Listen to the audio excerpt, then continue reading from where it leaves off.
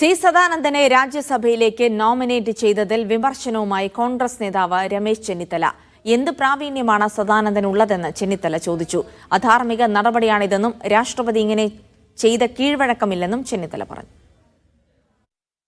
ഇന്ന് ഒരു BJP പ്രവർത്തകനെ രാജ്യസഭയിലേക്ക് നോമിനേറ്റ് ചെയ്തതായിട്ട് അറിഞ്ഞു. സാധാരണ രാജ്യസഭയിലേക്ക് നോമിനേറ്റ് ചെയ്യുമ്പോൾ ഏതെങ്കിലും ഒരു മേഖലയിൽ പ്രാവീണ്യമുള്ള ആളിനെയാണ് നോമിനേറ്റ് ചെയ്യാറുള്ളത്. ഇന്ന് വരെ രാഷ്ട്രപതി നോമിനേറ്റ് ചെയ്യുമ്പോഴുള്ള കീഴ്വഴക്കം അതാണ്. ഏതെങ്കിലും മേഖലയിൽ പ്രാവീണ്യം തെളിയിച്ചിട്ടുള്ളയാൾ, അല്ലെങ്കിൽ പ്രാഗൽഭ്യമുള്ള ആൾ, ഇപ്പോൾ സച്ചിൻ തെണ്ടുൽക്കർ, ഇവർ സുരേഷ് ഗോപിയെ പോലെ സിനിമ നടൻ എന്നുള്ളതിനെ നമുക്ക് കാണാം.